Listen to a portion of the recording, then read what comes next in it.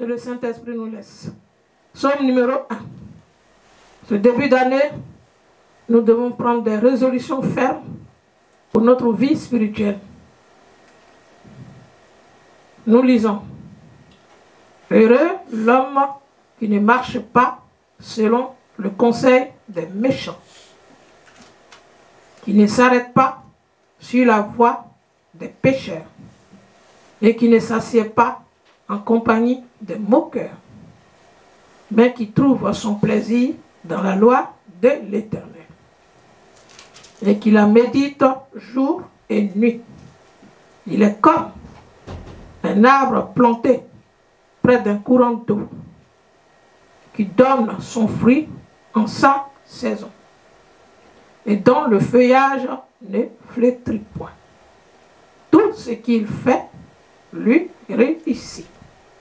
Il n'en est pas ainsi des méchants. Ils sont comme la paille que le vent dissipe. C'est pourquoi les méchants ne résistent pas au jour du jugement, ni les pécheurs dans l'assemblée des justes.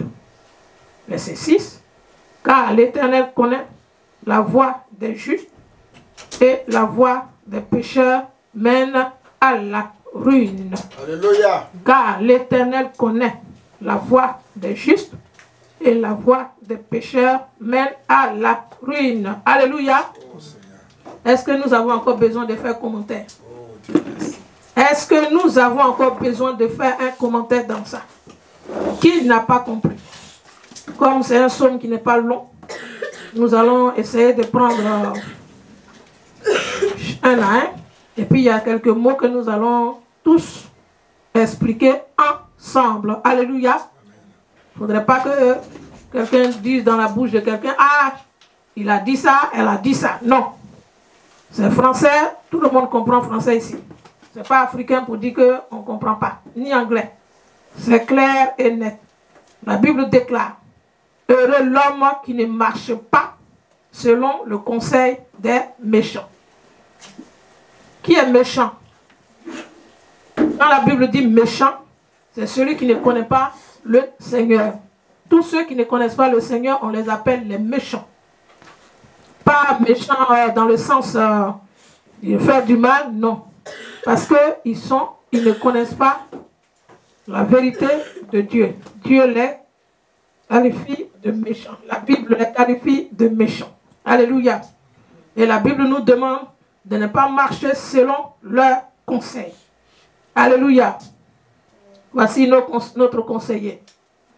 Voici notre conseiller. Tout est dedans. Tout ce que tu veux entreprendre, tout ce que tu veux faire, tout ce qui est dedans, ça concerne les parents, les enfants, le travail, le mariage, tout est dedans. Seigneur, je veux faire ça, parle-moi. Le Saint-Esprit, si tu es attentif, le Saint-Esprit, normalement te guide vers un verset que tu as déjà lu, bien sûr. C'est pourquoi on nous demande de lire la Bible. Parce que quand tu lis, c'est comme tu es en train d'écrire dans ton cœur, dans ta vie. Et un jour, dans les difficultés, tu es là, il y a un verset qui trotte dans ta tête. Ça, c'est Dieu qui est en train de te parler. Saisis cette verset et commence à répéter. Seigneur, c'est toi qui as dit ça. Tu as dit ça. J'ai entendu ça. Tu as dit ça. Et tu seras victorieux dans tes difficultés. Alléluia. Et deuxième phrase. C'est bon, tout le monde a compris? C'est que c'était que le méchant. Et c'était ce que l'homme qui ne marche pas selon le conseil. La Bible nous dit de ne pas marcher selon le conseil des païens. Il ne faut pas aller voir un païen pour dire qu'est-ce que je fais. Voici ton conseiller, le Saint-Esprit et la Bible. Et bien sûr, tu peux appeler un frère, une soeur pour dire ah, ou un serviteur de Dieu. Voici, je me pose les questions. Qu'est-ce qui ne va pas? Bien sûr, tu peux poser. Ça aussi, c'est pas mauvais, mais il ne faudrait pas que ça devienne aussi une habitude. Dieu dit simplement, lui seul est le conseiller. Alléluia. Et deuxièmement, il dit, ne pas s'arrêter sur la voie des pécheurs. Nous tous, on connaît ce que c'est qu'un pécheur. Hein? On sait, il n'y a pas à s'arrêter. On dit de ne pas s'arrêter sur la voie des pécheurs. Et il dit encore, et qui n'est l'homme qui ne s'assied pas en compagnie de moqueurs. La moquerie est un péché. Se moquer, c'est un péché. À partir d'aujourd'hui, si on ne le savait pas, il faut qu'on le sache aujourd'hui. Il ne faut jamais, jamais, jamais se moquer d'un homme, d'une femme. Parce que la Bible déclare que nous sommes faits à l'image et à la ressemblance et à la ressemblance de Dieu. Chacun de nous, Dieu nous a donné une partie de son anatomie, comme on dit visage, bras, main, surtout le visage, la tête, la forme. C'est Dieu qui nous a choisis en fait. C'est Dieu qui nous a créés. C'est lui qui a décidé d'avoir un nez comme ça, d'avoir les yeux comme ça. Mais évitons de nous moquer des gens. Surtout de l'être humain que Dieu a créé à son image. Alléluia. Que le nom de Dieu soit béni. Nous continuons au verset 2. Mais qui trouve son plaisir dans la loi de l'Éternel. C'est quoi la loi de l'Éternel? Qui peut me dire? La loi de l'Éternel, c'est quoi? Ouh! Le Pentadocte, là. Les 5 livres, les premiers 5 livres. Amen. Oui, aussi. Oui, mais c'est ça que Moïse a donné. Hein. C'est ça que la loi dit. La loi de l'Éternel. Bon, notre frère David, à son époque, hein, celui qui a écrit ce psaume, c'est David. À son époque, il n'y avait pas... Jésus n'était pas encore arrivé. Alors, ils n'avaient que les 5 livres. Les Pentateuques, c'est-à-dire Genèse, Exode, Lévitique, et quand vous lisez, Anana. Alléluia. 5 livres. Et c'est ce que Dieu avait donné à Moïse. Quand Moïse est monté à la montagne du Sinaï, c'est Dieu même qui a écrit avec ses doigts. Et il a remis à son serviteur Moïse. Alléluia. Et c'est ces mêmes paroles que, au fil des ans, Dieu disait aux enfants d'Israël de conserver, de garder, de conserver, de garder. Même quand ça se détruisait, Dieu faisait tout pour qu'ils puissent en avoir. Alléluia. Et c'est cette loi qui est l'Ancien Testament. Bon, l'Ancien Testament, pas tout l'Ancien Testament. Il y a les livres poétiques, il y a les livres prophétiques. Ça, un jour, nous allons essayer de voir qu'est-ce que c'est qu'un livre prophétique. C'est quoi un livre poétique? Et c'est quoi les 5 Pentateuques? Et c'est quoi les évangiles? C'est quoi les épîtres? C'est quoi tout ça, les actes? Alléluia! Nous allons essayer de voir ça une autre fois, quand le Seigneur nous le permettra. Là, comme ça, chacun saura c'est quoi livre poétique, livre prophétique et livre Pentateuque. Bon, en général, on dit la loi de l'Éternel. La loi, c'est la parole de Dieu. La loi, c'est les commandements de Dieu. La loi, on peut aussi dire les statuts. On peut aussi dire les préceptes.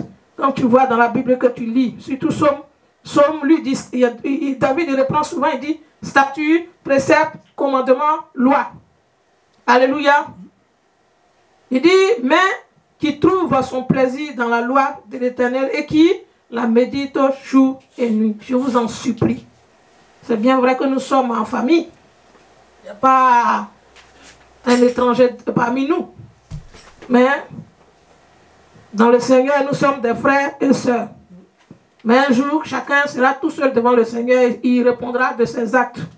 Il n'y aura pas papa et maman à côté. Alléluia. C'est que Dieu nous dit ici, il dit de méditer sa parole jour et nuit. Ça ne veut pas dire qu'il ne faut pas travailler. Ça ne veut pas dire de ne pas aller à l'école. Ça ne veut pas dire de ne pas aller au travail. C'est pas ce que le Seigneur dit. C'est-à-dire dans l'emploi du temps que Dieu nous a donné. Dès que tu te réveilles, essaye de voir de ta journée comment tu peux planifier et au milieu là, trouver un temps. Mets-toi à part. Un instant et lis la parole de Dieu dans le calme. Et demande au Seigneur de te parler. Seigneur, parle-moi. Un temps, même si c'est 30 minutes, mais passe dans la parole. Ça serait bien bénéfique. Médite jour et nuit. Et vous allez voir par la suite pourquoi le Seigneur nous demande de méditer jour et nuit. Et ça, ce n'est pas que dans ce passage-là. Hein. Nous pouvons le trouver. Je vais demander à une autre personne de prendre Deutéronome 6. On va partager. Ça va commencer derrière par Ebenezer. Ebenezer, tu prends Deutéronome 6, verset 6. Et Daryl, tu vas prendre Deutéronome 17, verset 19. Et notre soeur Sylvia, elle va prendre Josué 1, verset 8. Et notre soeur Épiphanie, elle va prendre Psaume 119, verset 1. Psaume 119, verset 1. Je continue à partager. Et comme ça, après, on n'a pas à chercher. Eric, tu vas prendre Jérémie 17, verset 8.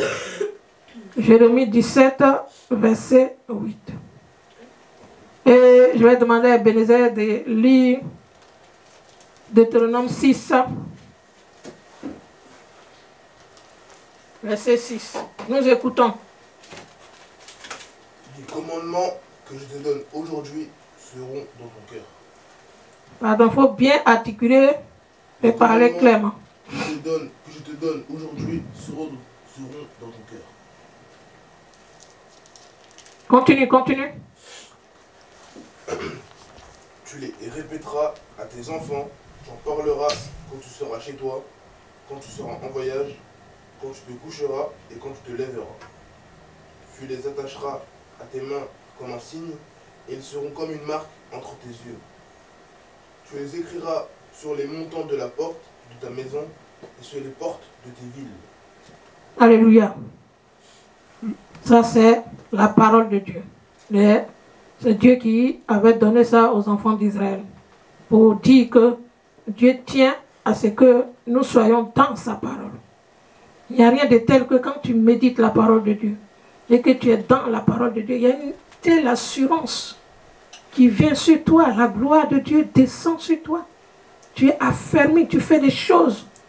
Tu n'as plus peur. Tu fais des choses sans crainte. Vraiment, la parole de Dieu est merveilleuse. Je vous en supplie, méditons-le.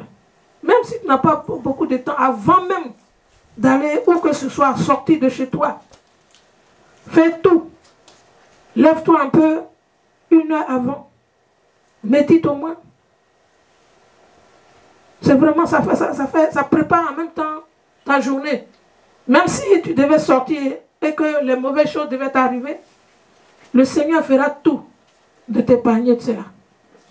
Et même quand tu vas arriver, que ces choses vont t'arriver, tu seras tellement serein que tu feras face sans difficulté. Par exemple, celui qui est à l'habitude, qui est colérique, parce que le Seigneur dit que la colère c'est un péché.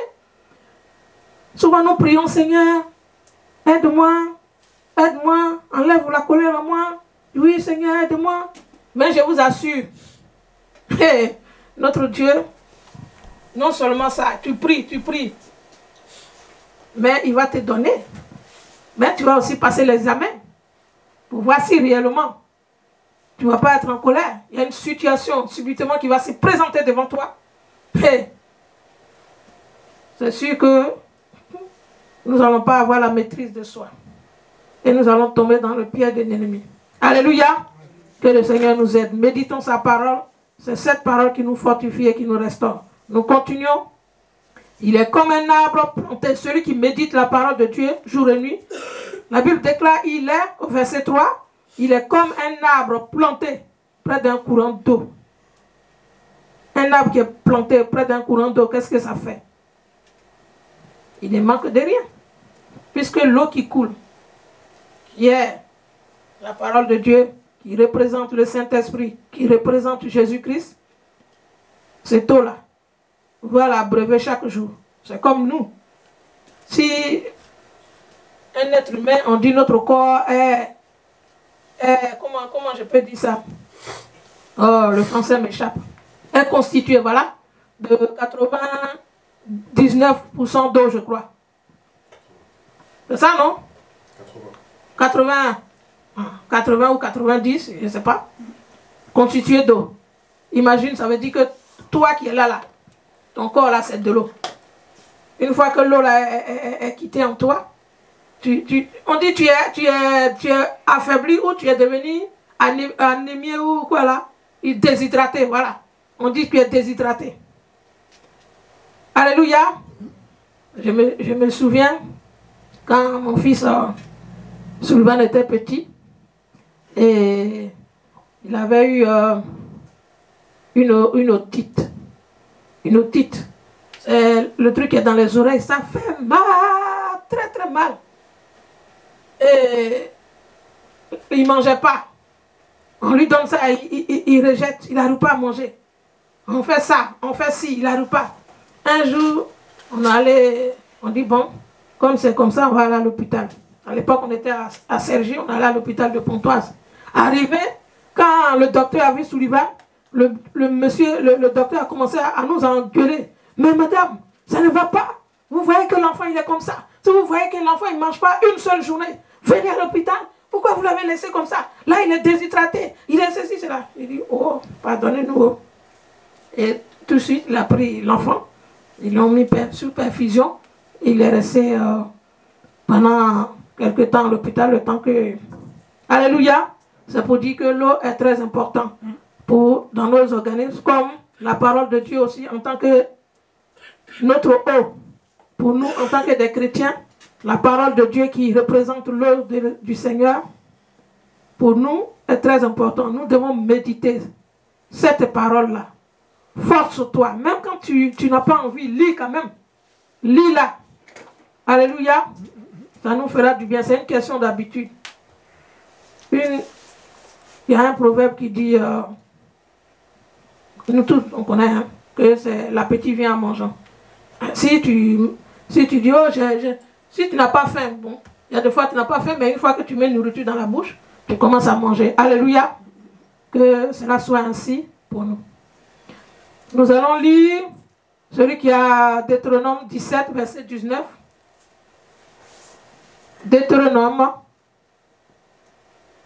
Il devra l'avoir avec lui et lire tous les jours de sa vie, afin d'apprendre à craindre l'Éternel, son Dieu, à respecter et à mettre en pratique toutes ces paroles de cette loi et toutes ces prescriptions. Alléluia. Voici ce que le Seigneur disait aux enfants d'Israël. Cette parole-là, ça nous apprend que plus tu la lis, plus tu respectes Dieu. Plus tu la lis, plus tu respectes ton prochain. Plus tu la lis, plus ça te rend sage. Plus tu la lis, plus ça te rend... Il y a des choses que naturellement tu ne vas plus les faire. Plus tu lis, plus le Saint-Esprit prend place en toi. Plus tu lis, plus tu te fortifies de ton âme.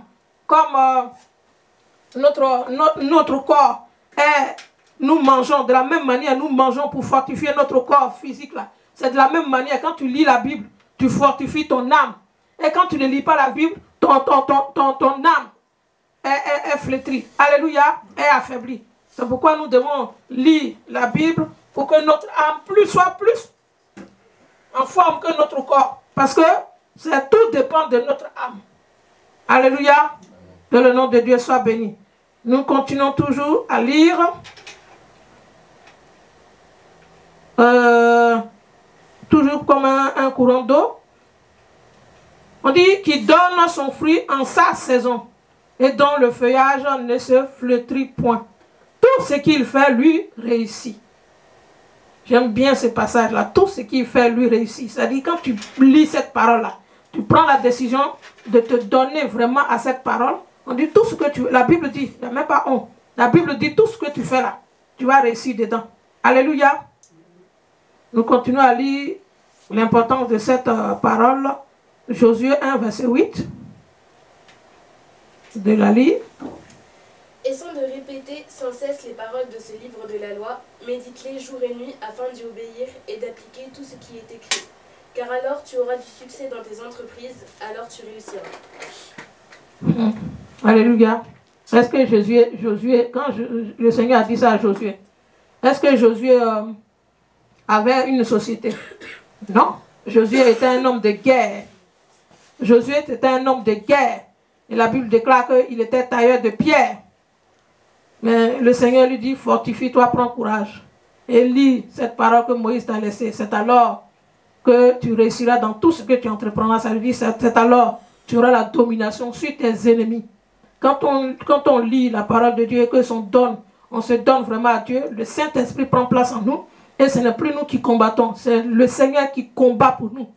Le Seigneur qui combat pour nous. Quand il y a des situations qui se présentent devant toi, tu ne dis rien, tu fermes la bouche, tu dis seulement Seigneur bénis-le, Seigneur bénis-les, Seigneur bénis-les. Le mot que tu es en train de dire, la Bible dit que tu es en train d'invoquer le charbon ardent, c'est-à-dire les braises de feu là. C'est ce que tu es en train de déposer sur la tête de tes ennemis. Seigneur bénis-les. Quand tu dis Seigneur bénis-les, il sait très bien qu'ils t'ont fait du mal. Seigneur bénis-les. Quand tu dis ça, lui-même, Seigneur dit à moi la vengeance. Et il combat pour toi. Alléluia.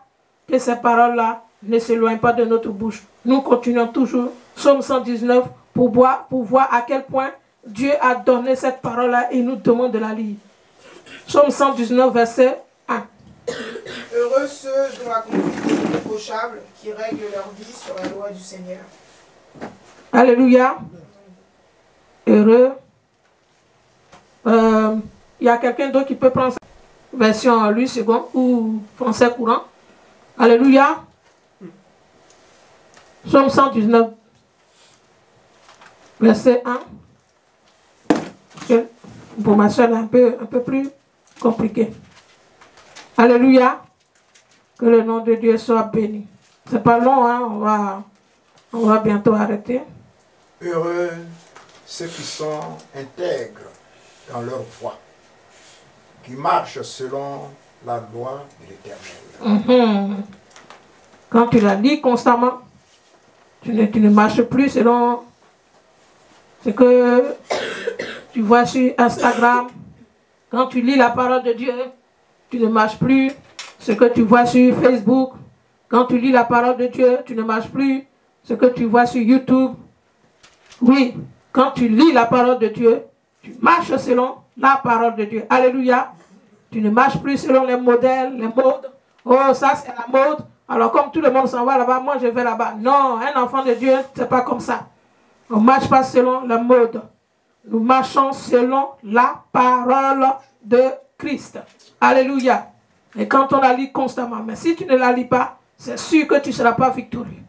Quand les difficultés vont se présenter, tu vas te mettre à chialer, à pleurer, à pleurnicher. Pourtant, Dieu t'a déjà prévenu. Voici la solution à tes problèmes. C'est maintenant que tu commences à lire. C'est maintenant que tu commences. Dieu va commencer à te parler, te guider, te diriger. Alléluia. Que le nom de Dieu soit béni. Nous continuons. Jérémie 17, verset 8.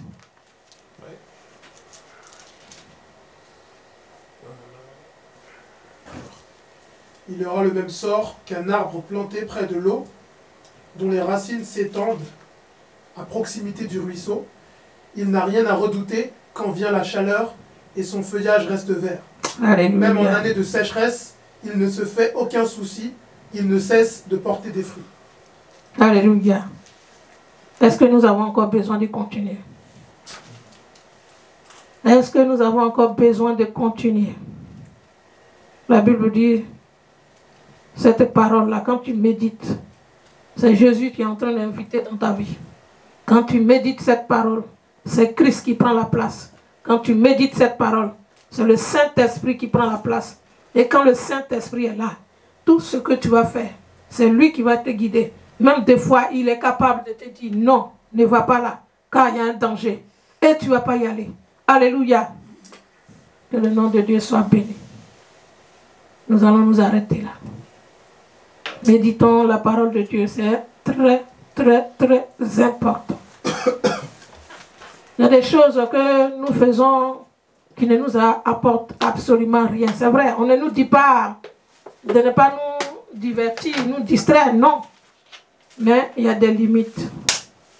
Il y a des limites. C'est comme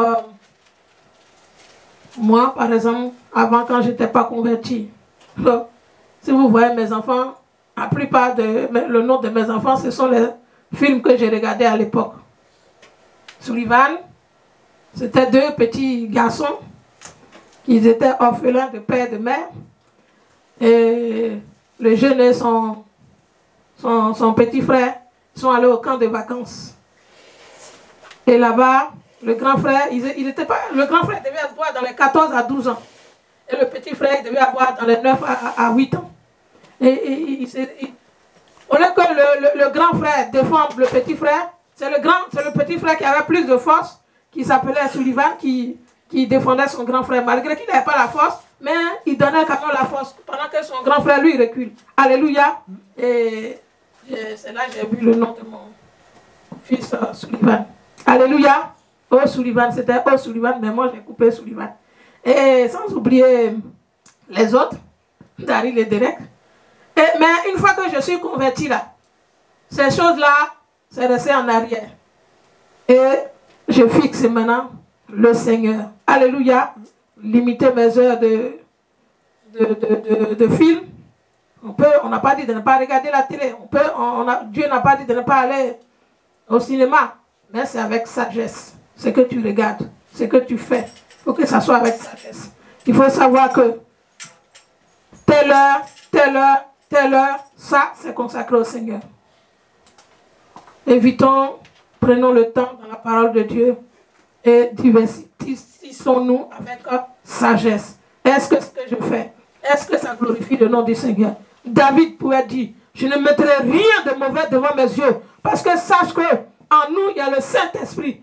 Est-ce que tu dois te poser la question, c'est ça, ces vêtements, si je porte, est-ce que ça glorifie le nom de Jésus? Quand je vais aller dehors, est-ce que ça glorifie le nom de Jésus? Si je fais cette chose, est-ce que Jésus-Christ là, est-ce qu'il pourra faire ce que je suis en train de faire? Ce sont ces questions-là que tu te poses. Là où je vais, est-ce que la Bible dit que d'aller là-bas? C'est ces questions-là qu'on doit se poser et prendre des bonnes résolutions. Alléluia. Méditons la parole de Dieu et cette parole te dira ce que tu ne dois pas faire et ce que tu dois faire. Nous, c'est une direction qu'on donne par rapport à la parole de Dieu. Mais chacun est libre de prendre cette décision et de faire ce qu'il peut faire. Alléluia. Que le nom de Dieu soit béni. Et au verset 6, la Bible dit, car l'Éternel connaît la voie des justes et la voie des pécheurs mène à la ruine.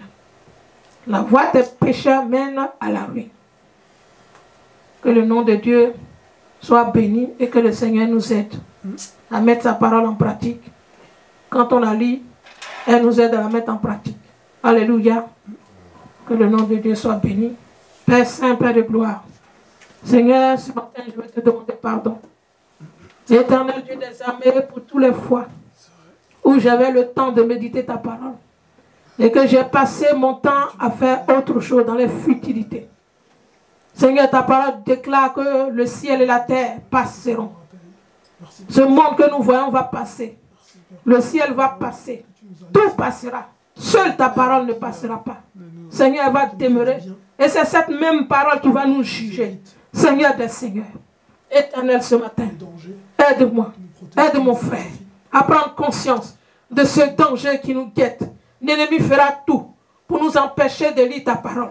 Seigneur, parce qu'il sait que quand nous lisons ta parole, nous devenons un danger pour nous, pour lui. Nous devenons un danger pour, oh roi de gloire, pour son royaume. Alors il va tout faire pour ne pas que nous puissions avoir le temps. Seigneur, au moment où nous disons, nous allons nous asseoir pour méditer la parole, c'est là le téléphone sonne. Même souvent tu es en train de méditer, c'est là tu reçois un SMS. Oh roi de gloire, Seigneur, aide-nous. Aide-nous à nous mettre à la tâche. Seigneur des seigneurs, aide chacun d'entre nous. Éternel, tu as dans la bouche de David, tu as dit comment un jeune homme peut remplir son sentier. Seigneur, tu dis c'est en se dirigeant selon ta parole. Seigneur, donne la force à notre jeunesse. Donne la force à la génération, oh roi de gloire, futur qui arrive. Seigneur, prendre conscience de cette parole. Oh roi de gloire, Seigneur, l'ennemi est déchaîné, a embrouti, Seigneur, l'intelligence de nos enfants. Éternel Dieu des armées, Père, oh, en leur présentant des choses, Seigneur, brillantes, oh, à l'extérieur, mais dedans c'est du poison. Seigneur, aide nos enfants. Aide nos enfants à prendre à cœur, Éternel Dieu des armées. Oh, roi de gloire, ce que tu leur as dit, ce que tu dis dans ta parole. Seigneur, pour que un jour nous ne soyons pas condamnés. Pour qu'un jour, oh, roi de gloire, tu ne nous dis pas, arrière de moi, oh, roi de gloire. Qu'un jour nous ne disons pas, que tu ne nous dis pas, oh, roi de gloire, passe à ma gauche et va dans le feu. Adam, Seigneur des seigneurs, car ce feu-là, tu n'as pas destiné pour les êtres humains, mais c'est pour Satan et ses démons, pour Satan et ses esprits impurs. Seigneur, oh merci Père de ce que maintenant tu nous avertis. Comme tu avais averti, oh Noé à son temps, comme ton serviteur le disait tout à l'heure. Oui, les hommes disaient, oh il n'y a rien, mangeons, buvons, oui et dormons, car nous mourrons. Seigneur des seigneurs, aide-nous à prendre conscience que l'Éternel Dieu des armées, tu es à la porte. Et nous devons, Seigneur, oh, nous préparer à la rencontre de notre époux. Nous ne voulons pas être, Seigneur, oh, les 5 vierges folles, Seigneur, qui n'ont pas pu prendre la lampe, oh, sont restés dans la distraction, n'ont pas pu prendre les lampes, l'huile dans les lampes. Et quand tu es arrivé, on dit, voici l'époux. Elles n'avaient plus de l'huile dans les lampes. Oh, le temps d'aller acheter et revenir. L'époux a fermé la porte. Seigneur, aide-nous, afin que ces jours-là, oh, que l'époux ne ferme pas la porte, que nous soyons les premiers, oh, roi de gloire, et non pas les derniers. Seigneur, que la gloire te revienne. Aide-nous, mon Dieu, mon roi, que toute la gloire te revienne. Sois loué, sois exalté, Seigneur. Bénis chacun d'entre nous. Saint-Esprit, motive chacun d'entre nous à lire ta parole, éternel Dieu des armées. Aujourd'hui, il y a tout, Seigneur des seigneurs. Tu as inspiré des hommes, oh, roi de gloire, à mettre ta parole sur, oh, Seigneur, mon Dieu, mon roi, des portables que nous pouvons écouter dans nos voitures, partout, Seigneur, pour ne pas que nos pensées soient saturées par des choses immondes, par les choses impures que l'ennemi envoie chaque jour. Mais Seigneur, de nous, oh roi de gloire, à nous planter près, Seigneur, mon Dieu, mon roi, de ce courant d'eau, pour que, Seigneur, chaque saison, nous puissions porter du fruit, car tu as dit, Seigneur des seigneurs, que celui qui ne porte pas de fruit, ton Père va les monder. Celui qui ne porte pas de fruit, il va le couper et le jeter dans le feu et il va brûler. Pardonne-nous, Seigneur, nous voulons porter du fruit. Aide-nous, Seigneur, que toute la gloire te revienne. Dans le nom de Jésus. Merci, Seigneur. Amen. Amen. Merci. Merci pour ce rappel.